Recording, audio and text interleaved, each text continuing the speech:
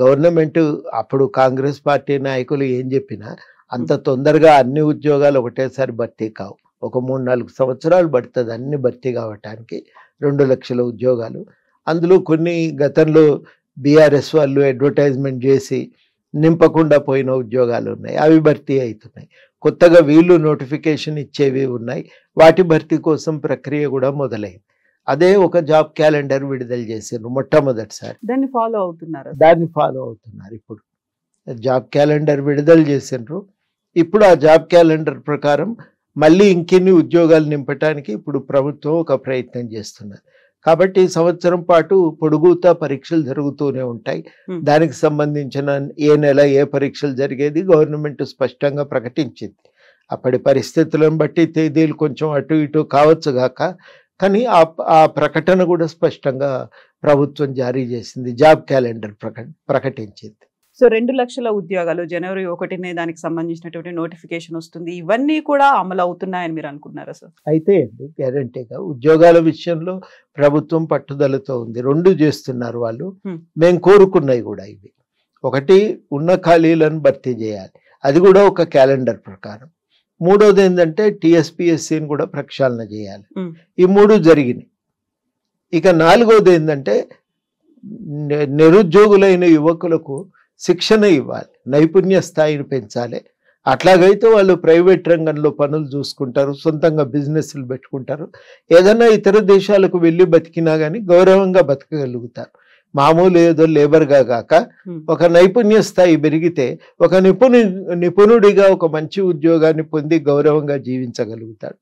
ఈ ప్రయత్నం కూడా గవర్నమెంట్ మొదలుపెట్టి స్కిల్ యూనివర్సిటీ చట్టాన్ని పాస్ చేసిండ్రు, దాన్ని ఏర్పాటు చేసిండ్రు. ఇక దాన్ని ఆచరణలోకి తీసుకురావాల్సిన అవసరం ఉంది. ఇవన్నీ ఒక ఎత్తు అయితే ఇంకా పారిశ్రామికీకరణ కోసం చిన్న సూక్ష్మ పరిశ్రమల మీద ఎక్కువ దృష్టి పెట్టవలసి ఉంటుంది.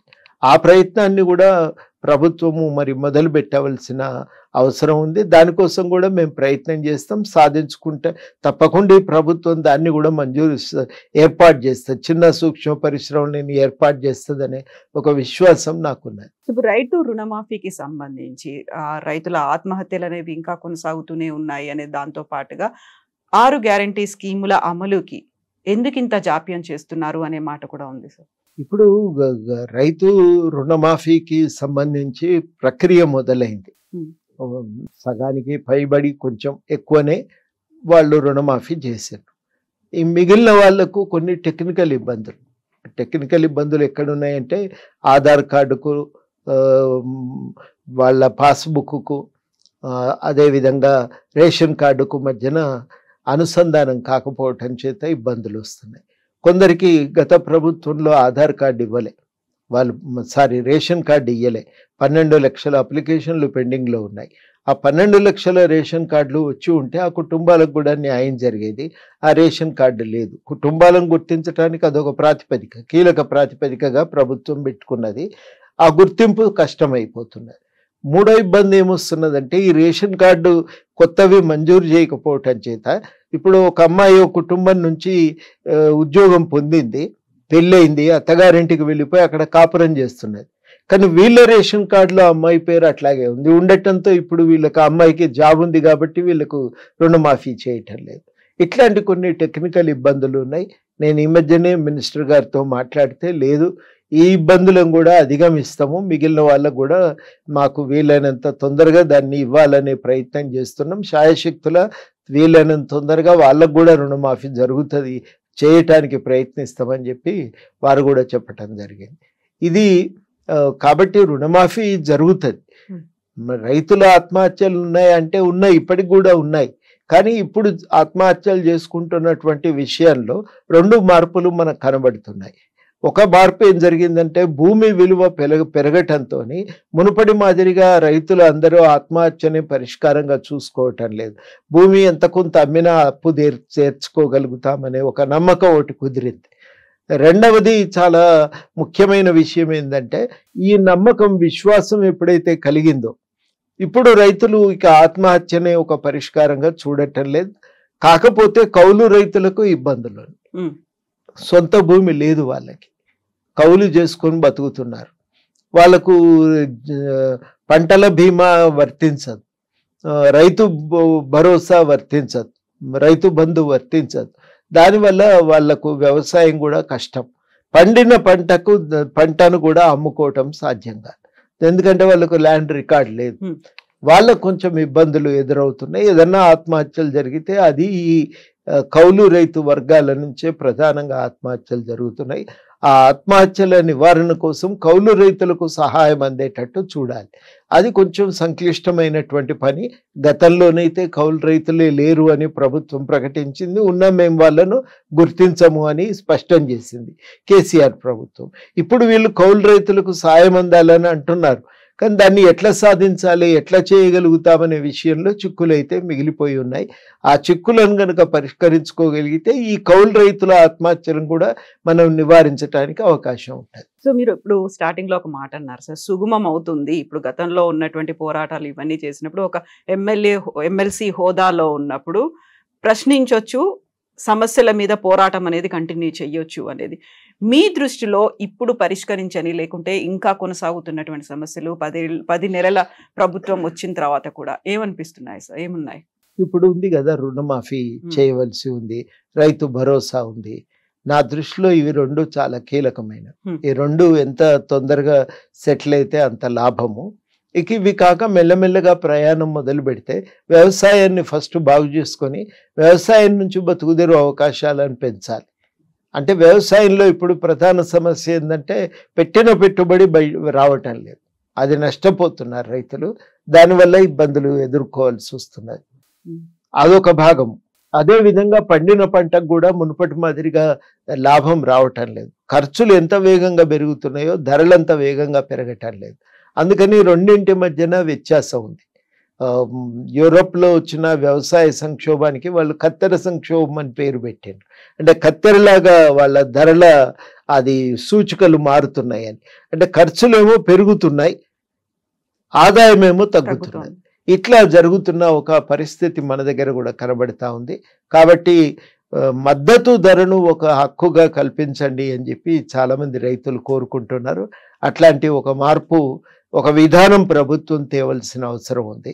అది నా దృష్టిలో చాలా కీలకమైన నిర్ణయం అవుతుంది. దాన్ని అమలు చేయించాలి. పంటల బీమాకు చేయించాలి.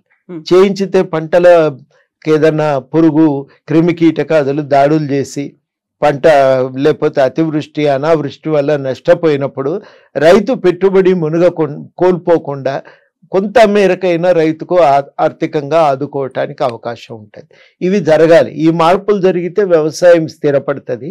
నేను ఇంతకుముందు చెప్పినట్టుగా మన దగ్గర చిన్న సూక్ష్మ పరిశ్రమలు పెరగాలి.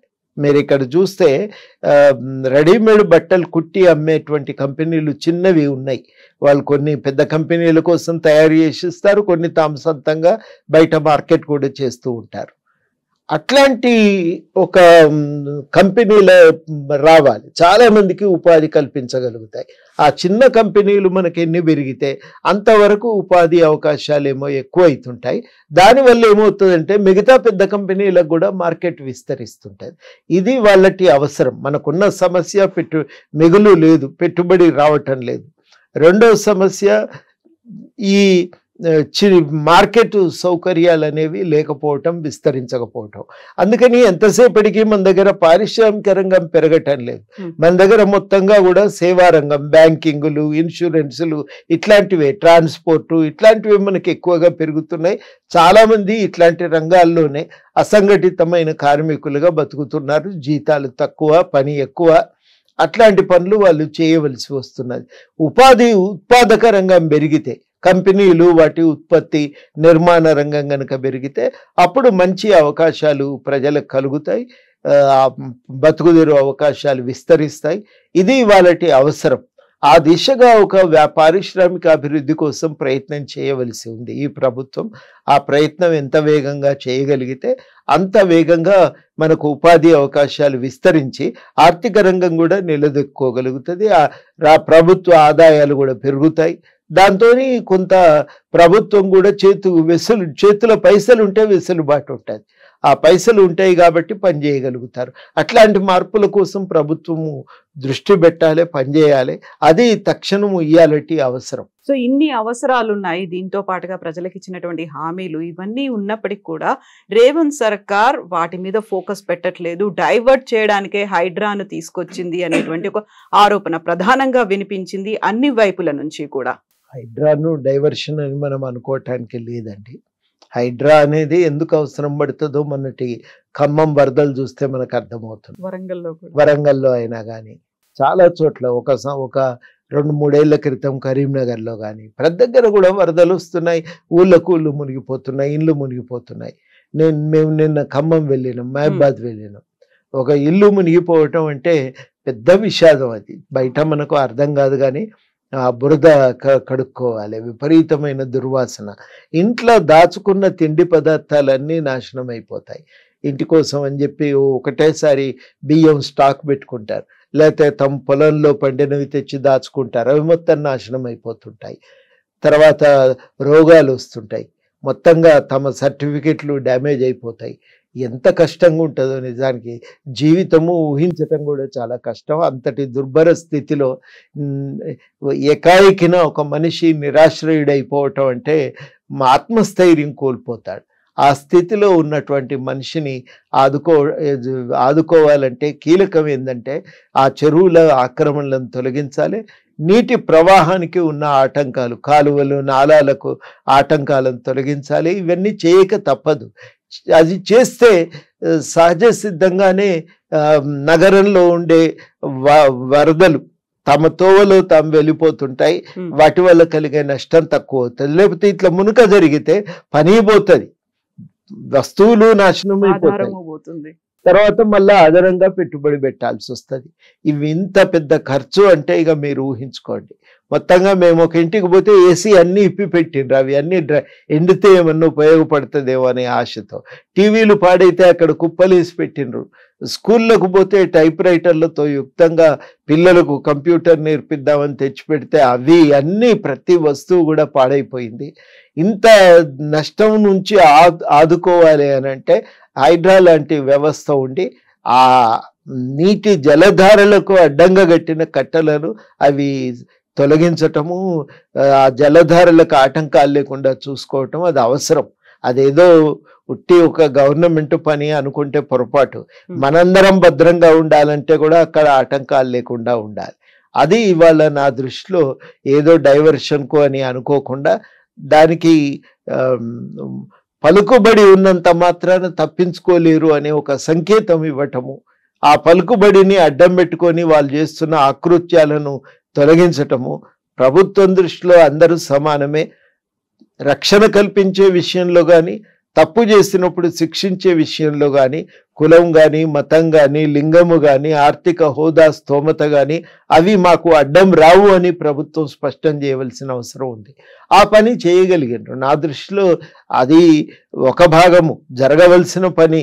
పట్టణంగా మిగిలాలంటే అది జరగాలి, తప్పదు. అది ఆ పని జరుగుతుంది. జరుగుతున్నందుకు మనం సంతోషిస్తూ ఇంకా చేయవలసిన పనులు ఏమన్నా ఉంటే వాటి మీద మనం దృష్టి పెట్టాలి. సో అంతా సమానమే అనేటువంటి ఆ దృక్కోణం అనేది ఇప్పటికీ కొనసాగుతుంది అనుకుంటున్నారు సార్? ఎందుకంటే కన్వెన్షన్ ని కూల్చేశారు, సడన్ గా వెళ్ళిపోయారు, అది కోర్టులో కేసు ఉంది అనుకున్న తర్వాత ఇప్పుడు సడన్ గా సరికొత్తగా ఇంకొక అంశాన్ని తీసుకుని వచ్చారు. గతంలో ఆల్రెడీ కట్టి ఉన్న వాటిని మేము కూల్చాము, ఇప్పుడు కట్టాలనుకుంటున్న వాటిని ఎవరైతే పర్మిషన్స్ కోసం వచ్చారో వాటిని మాత్రం మేము అడ్డుకుంటాము అనే మాట. సో నివాసం ఉన్న వాటిని కూల్చము అన్నప్పుడే అక్కడే అర్థమైపోతోంది కదా సార్ అసలు చిత్తశుద్ధి అనేది. నివాసము ఉన్న వాటిని కూల్చము అని అంటలేరు. దానికి నోటీసులు, వాళ్ళు ఖాళీ చేయటానికి అవకాశాలు కొంత చేయవలసి ఉంటుంది. ఇవాళ చొరబడి కడతా ఉన్నప్పుడు మరి ఇప్పుడే మనం అడ్డుకోగలిగితే సులువైతుంది కదా. కాబట్టి ఇప్పుడున్న వాటిని తొలగించడానికి ఎవరికి ఇబ్బంది ఉండదు. తక్షణం ప్రాణ నష్టం కానీ ఆస్తి నష్టం కానీ ఉండదు. కాబట్టి ఇప్పుడు కడుతున్న వాటిని తొలగిస్తున్నారు. మరి మిగతా వాటిని వదిలేస్తారా అంటే వదిలేస్తామని ఏమనలే. వాళ్ళకు నోటీసులు అయితే పోతూనే ఉన్నాయి, వివరణ అడుగుతున్నారు.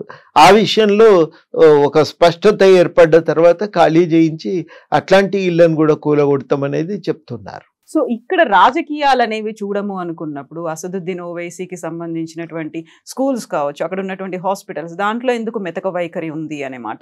ఒకవేళ లేదని నేను అనుకుంటున్నా. కాలేజీల పిల్లలను ఖాళీ చేయించినాక ఇంకొక చోట వాళ్ళు వసతి ఏర్పాటు చేసుకున్నాక తీసేస్తామని అన్నారు. పిల్లలకు నష్టం జరగకూడదనే ఆలోచనతో అట్లా ఆగినరనే నేను అనుకుంటున్నా. ఒకవేళ అది కాదు, రాజకీయ ఒత్తిళ్ళకే లొంగినరు అనుకుంటే తప్పకుండా తప్పే అని అంట.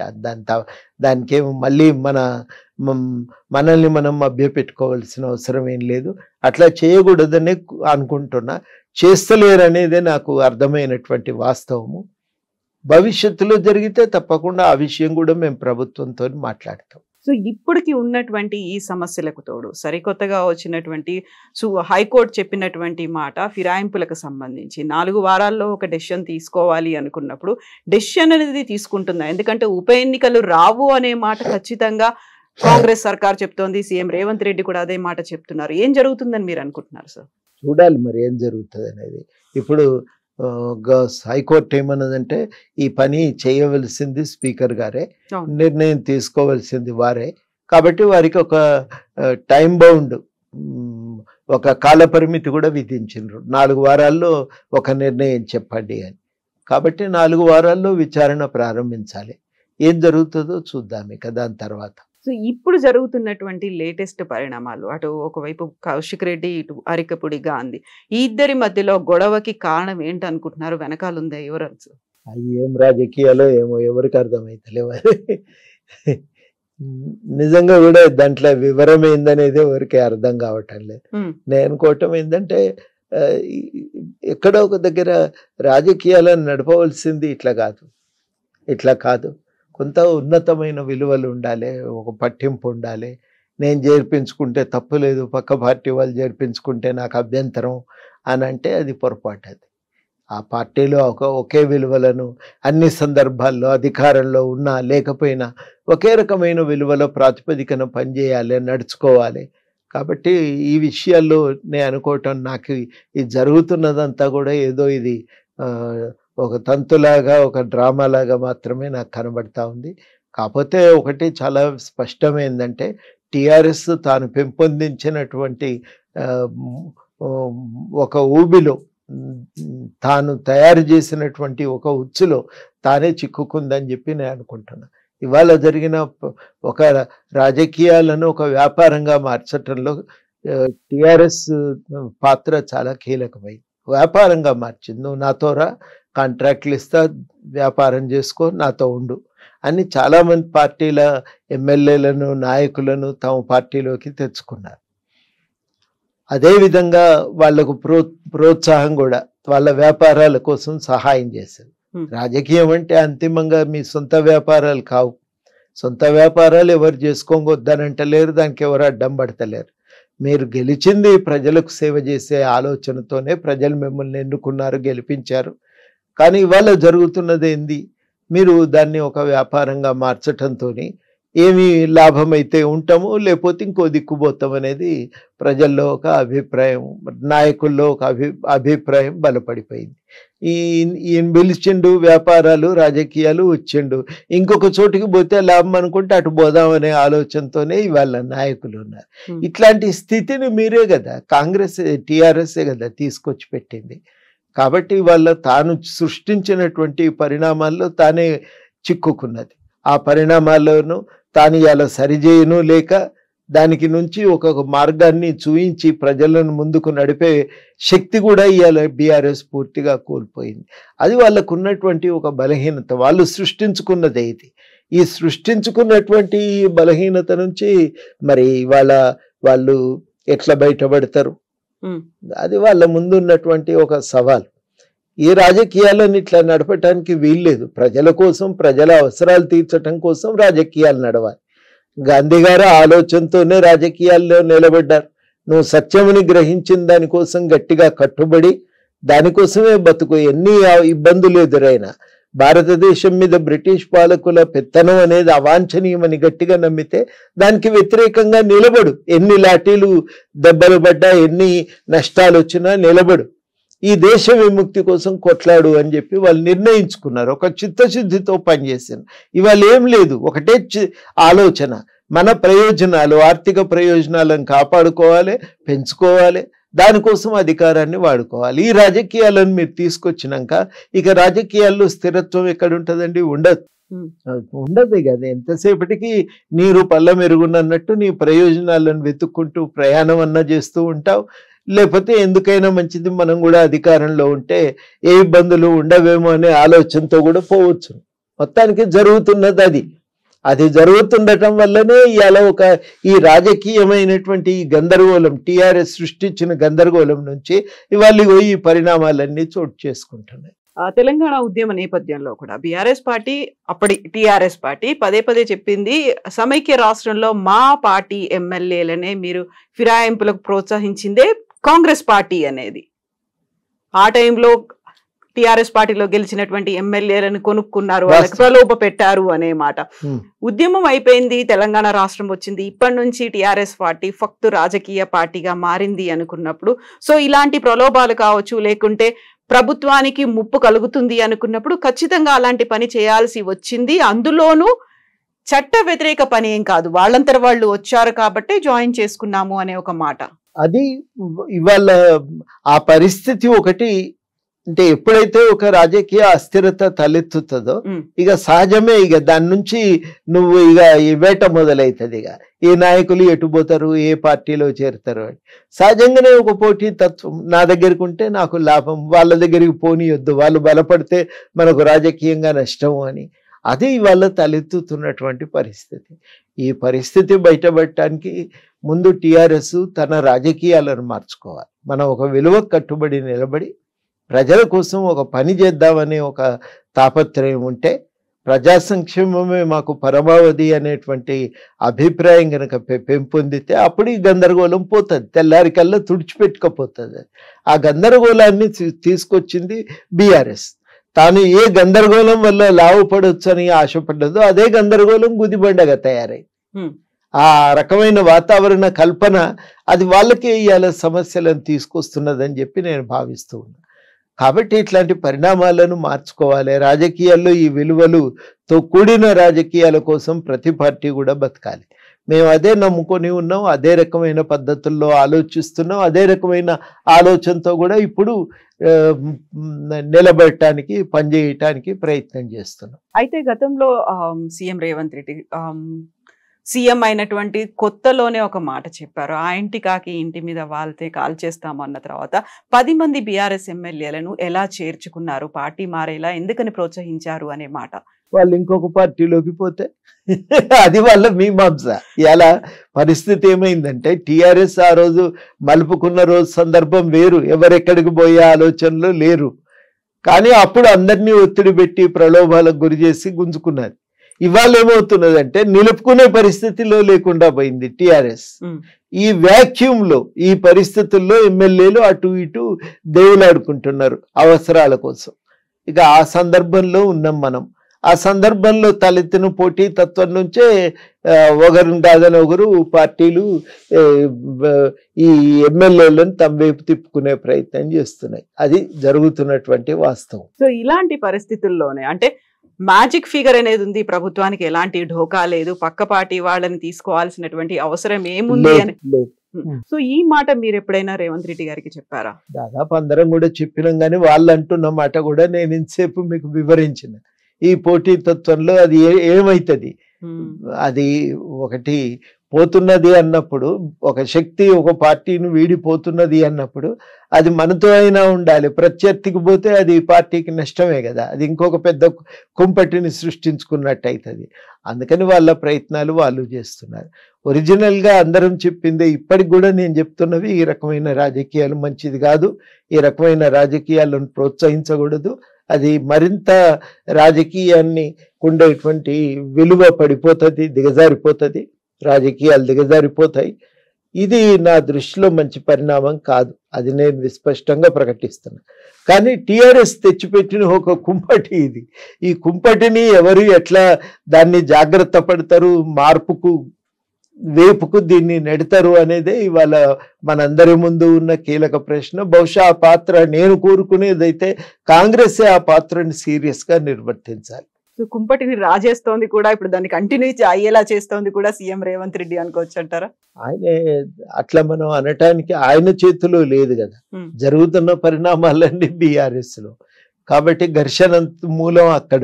సో సో ఇప్పుడు ఎందుకు సార్ సరికొత్తగా 10 ఏళ్ళు గడిచిన తర్వాత నేను అసలు సిసలు తెలంగాణవాదిని, మీరు ఇక్కడ బతుకు తెరువు కోసం వచ్చినటువంటి ఆంధ్రావాది అనేటువంటి ఒక మాట వినిపించింది. 10 ఏళ్ల తర్వాత ఇప్పుడు కాంగ్రెస్ సర్కార్ వచ్చిన తర్వాత గతంలో ఉన్నటువంటి శక్తులన్నీ ఏకమవుతున్నాయి, తెలంగాణ వ్యతిరేక శక్తులు అనే మాట ఎందుకంత బలంగా వినిపిస్తోంది సార్? ఇది ఈ వాడుతున్న పదజాలము, జరుగుతున్న పరిణామాలు నా దృష్టిలో మంచివి కావని ఎందుకంటున్నానంటే, నేను 2 మాటలు చెప్పాలి. మేము తెలంగాణ కోసం కొట్లాడుతున్న రోజుల్లో చాలా పార్టీలు మాకు ఢిల్లీలో చాలామంది నాయకులు మద్దతు ఇచ్చారు.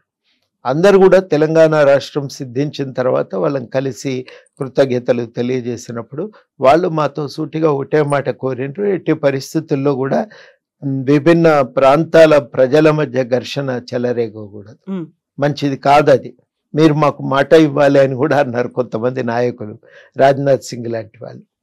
సరే, మేము ఆ రోజు రాజ్నాథ్ సింగ్ గారికి మాట ఇచ్చినాం, జరగనీయం మేమైతే, మీరు ఆ అనుమానం అవసరం లేదు అని వివరణిస్తే, నాకు అవన్నీ చెప్పకు, జరుగుని ఆపుతారా లేదా అని అన్నాడు. ఆపుతాం సార్ అన్నాను. జయరాం రమేష్ లాంటి వాళ్ళు కూడా అన్నారు. నిజంగా ఏంటంటే ఇవాళ ఆ రాజకీయాలను మళ్ళీ మనం ఈ రూపకంగా వాడుకోవాల్సిన అవసరం లేదు. తప్పనిసరిగా తెలంగాణ అస్తిత్వ పరిరక్షణ కానీ, తెలంగాణ స్వీయ అస్తిత్వ పరిరక్షణ కానీ, తెలంగాణకుండే వనరుల పరిరక్షణ కోసం కానీ నిలబడటం అనేది చాలా అవసరం. దాని విషయంలో నాకు రెండవ అభిప్రాయం లేదు. మనం మన భాషను, సంస్కృతిని కాపాడుకోవటం మనందరి బాధ్యత. ఆ పని చాలా సీరియస్గా జరగాలి. తెలంగాణ రాజకీయ అస్తిత్వాన్ని కూడా పెంపొందించాలి, బలోపేతం చేయాలి. దాంట్లో కూడా ఏమీ అనుమానం అవసరం లేదు. కానీ దానికోసం ఈ రకంగా పరిభాష వాడవలసిన అవసరం లేదు. ఇవాళ మనం ఎవరి పెత్తనంలో లేము, ఎవరి దబాయింపులకి వల్ల మనం ఒత్తిడికి గురి కావటం లేదు. ఇవాళ మనం తెలంగాణ వాళ్ళని చేయవలసింది ఏంటంటే ఇక్కడి సంస్కృతిని, ఇక్కడి భాషను, ఇక్కడి అస్తిత్వాన్ని కాపాడాలి, దాన్ని పెంపొందించాలి, విస్తృతపరచాలి. అది తెలంగాణ అస్తిత్వానికి ఒక ప్రాతిపదికగా మారాలి. అట్లా మనం ఒక ప్రయత్నం చేయవలసిన సమయమే కానీ ఈ రకమైన వ్యాఖ్యానాలు చేయకూడదు. మేము ఉద్యమ సమయంలో కూడా వాటిని ప్రోత్సహించలేదు, ఇవాళ కూడా ఇట్లాంటి వ్యాఖ్యానాలను ప్రోత్సహించటం లేదు. నిన్న మొన్నటి దాకా మేము వెంటేసుకొని తిరిగి ఇవాళ మాట్లాడితే ఎవరు దాన్ని నమ్మరు కూడా. అది చాలా విపరీతంగా అది ఈ ప్రాంతీయ అస్తిత్వము ఏదైతే బలపడుతుందో, అంటే ఈ రకమైనటువంటి ఒక ఉన్మాదం బలపడితే లాభం అని ఆలోచిస్తాయి పార్టీలు, కానీ అది మంచిది కాదు. అది